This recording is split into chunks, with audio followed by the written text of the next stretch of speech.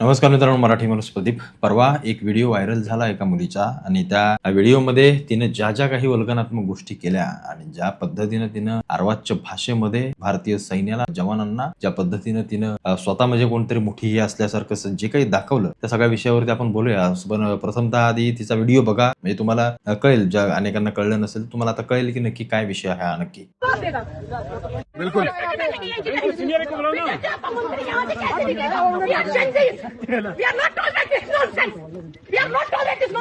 हम लोग पैसे देके घूमने आते हैं या फिर ये सब सेलिब्रेट करने आते हैं। ताला लगा दिया इन्होंने, कश्मीरियों के साथ तो करते हैं, अब बाहर के टूरिस्टों के साथ भी कर रहे हैं।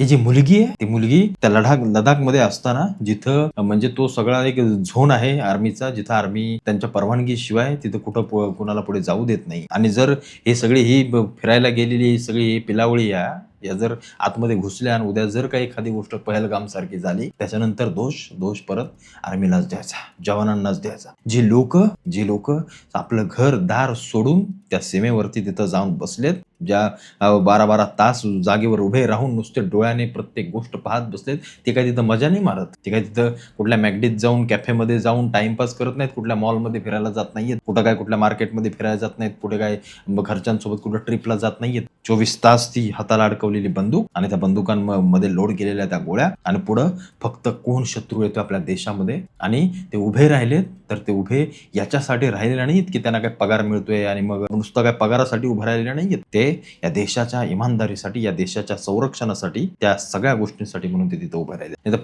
पगार प्रत्येकालाच मिळतोय की, तुम्ही पगार कमवताय, आम्ही पगार कमवतोय, सगळेच आपण कमवतोय. प्रत्येक जण तिथे जाऊन उभा नाही राहू शकत. त्याला लागतं काळीज, त्या देशाच्या रक्षणाचं वेड लागतं त्याला. आणि ही हरामखोर बाई, ती बेकार बाई, तिला तर तोंडामध्ये घाणेरडे शब्द येत आहेत. ती काय सांगते, आमच्या टॅक्सच्या पैशामधून तुम्हाला पैसे आम्ही देतो आणि तेव्हा तुम्हाला पगार मिळतो, तुम्ही उभे राहता. काय बोलतेस तू? अगर हरामखोरनी, तुला लाज वाटली पाहिजे का गोष्टीची? रक्त सळसळतं या गोष्टी ऐकताना, की तो जवान तुझ्या टॅक्सच्या पैशासाठी बसलेला नाहीये. तो जवान त्याच्यामध्ये काहीतरी देशासाठी करण्यासाठी जी एक जिद्द आहे ना, म्हणून तो तिथं बसलाय. तो टॅक्सचा पैसा ना, असे कितीतरी जवान मारले जातात, 4-5 दिवसातून कितीतरी लोक मारले जातात. तुम्हाला आम्हाला बातम्यांचं काही घेणं देणं नसतं.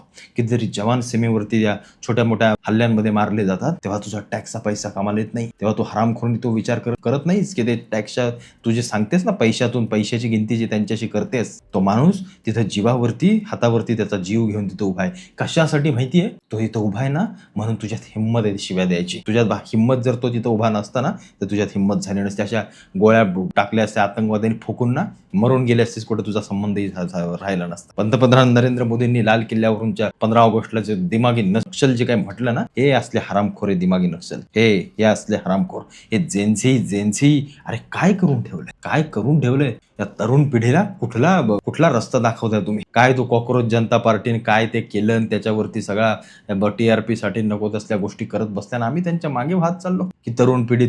कसली तरुण पिढी? जवानांना शिव्या घालणारी तरुण पिढी, पोलिसांची आई बहीण काढणारी, पंतप्रधानांच्या आईला नको तसल्या अर्बाच्या शिव्या देणारी तरुण पिढी. ही तरुण पिढी ही देशासाठी मरणार आहे, ही देशासाठी आझादी मागणार आहे. नाही मागू शकत नाही म्हणजे नाही, निश्चित ठेवा. आणि हे दिमागी नक्षलवाले तर कधीच मागू शकत नाही. आहेत ना काही तरुण आहेत, देशभक्त आहेत, ज्यांना देव देश धर्म हा सगळ्यात महत्वाचा वाटतो, त्यांचा अभिमानच आहे आम्हाला.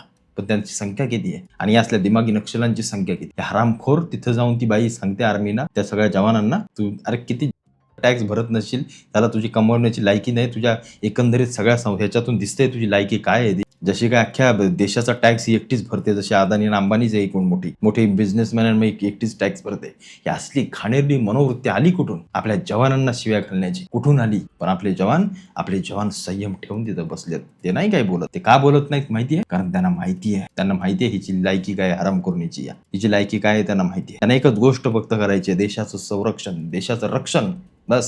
बाकी काय? पगार काय हो, काय किती पगार असेल? मी म्हणतो ₹1,00,000 त्यांना पगार असेल, ₹1,00,000 पगार असेल त्यांना. पण काय त्या पगाराचं काय घेऊन बसलात? तुमच्यात हिंमत आहे का? तुम्हाला 2,00,000 पगार दिला तर जाऊन तिथे उभे राहाल का? नाही राहू शकत. त्याच्यासाठी की याच्यात ताकद लागते, याच्यात ते गट्स लागतं त्याच्यामध्ये. ते कोणाचंही काम नाही लुक्क्या सुक्क्यांचं. हरामखोरांना अशा आतमध्ये बसून, देशाच्या आतमध्ये निवांतपणे खाऊन 4 टाइम लोळून देशभक्ती सांगणारे ते नाहीयेत. त्यांच्यामध्ये हिंमत आहे, तेवढं त्यांचा कलेज आहे की समोरून एखादा आला तर त्याला ठोकण्याचा. तू सांगतेस हरामखोरनी, आणि तिला सपोर्ट करणारी काही अवलादी आहेत. हे जेव्हा मी पाहिलं ना, तेव्हा मला एक चांगली गोष्ट आठवली.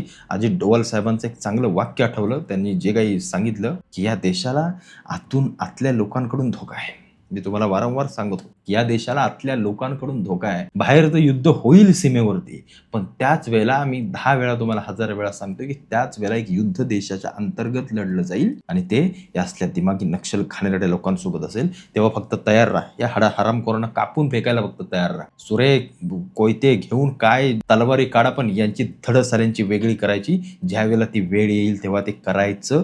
आपल्या देशासाठी ते करायचं. मग त्यावेळेला सात धर्म सगळ्या गोष्टी बाजूला ठेवायच्या. पण भारत देशाकडे वाकड्या नजरेने आतमधले का असेनात, आपले का असेनात, नाही तर बाहेरच्या सीमेच्या बाहेरचे का असेनात, देशाकडे जर वाकडी नजर कोणी करून बघत असेल ना, तर त्या नक्षलवाद्याला ठेवायची मला तरी गरज वाटत नाहीये. त्यावेळेला तुम्हाला साम दाम दंड भेद जे काही करता येईल ते करा, निश्चित करा. पण ही असली खान राहता कामा नये. जे आपल्या जवानांना शिव्या घालतात, जवानांवरती अरे कितीतरी जवान गेले निघून, आज त्यांची एवढीशी पोरं, एवढी बायका, त्यांचं घर, त्यांचे संसार, सगळ्या गोष्टीचा आज विस्फोट होऊन गेला. कशासाठी गेले ते? त्या सीमेवरती त्यांना काही काम नसतं मिळालं, त्यांना शेती करता आली नसती, त्यांना काय जॉब करता आला नसता का, ते काय जगता आले नसते का, काय कशासाठी गेले? काहीतरी आहे देशासाठी करण्याचं, फौजेमध्ये भरती होण्याचं, देशासाठी लढण्याचं, हातामध्ये बंदूक घेऊन पुढच्या छाताडामध्ये आतंकवाद्याच्या किंवा त्या समोरच्या देशविरोधी कारवाया करणाऱ्याच्या छाताडामध्ये गोळ्या टाकण्यासाठी तो एक जज्बा आहे ना त्यांचा, त्याच्यासाठी म्हणून ते तिथे गेलेत. आणि आपण सहजरित्या बोलून जातो. ही हरामखोर पिढी, ही या औलादी, या मिक्स ब्रीड सगळ्या ह्या सहजपणे बोलून जातात. सहजपणे. अरे सॅक्रिफाईस काय असतं ना, काय असतं हे जरा कधीतरी देशासाठी करा, समाजासाठी करा, तेव्हा तुम्हाला कळेल. काय झालंय तुम्हाला खरं सांगू का, स्वातंत्र्याची किंमत नाही आपल्याला. आत्ताच्या ह्या पुढच्या येणाऱ्या पिढीला किंवा ह्या पिढी जी आहे ना, ज्यांची करतात, स्वातंत्र्याची किंमत नाही. का?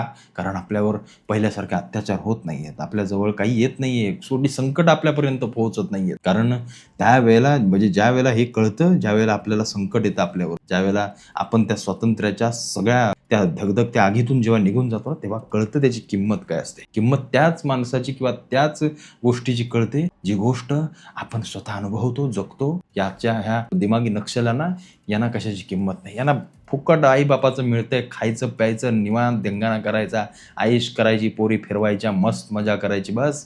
यांना काय घेणं देणं नाहीये, काही नाही ना. तुमच्या नाती काय आहेत, रिलेशन्स काय आहेत, प्रेम म्हणजे काय, बाकी सगळं काही माहित नाही. ते देशभक्तीची गोष्ट सोडा, ते लांबच राहिलं. यांच्यात दम पण नाहीये तेवढा देशभक्त होण्याचा. असल्या तरुणांनी किंवा असल्या तरुणांच्या जीवावरती हा देश मला नाही वाटत फार काळ राहील किंवा फार काळ टिकेल. फार दुःख होतं कधी की असले तरुण जर आमच्या देशाकडे असतील तर आमचा देश कितीही मोठा महासत्ता असला ना तरी तो कोणासमोर टिकू शकत नाही, एवढं मात्र नक्की. बाकी तुम्हाला काय वाटतंय सगळ्या विषयावरती मला आवर्जून कळवा.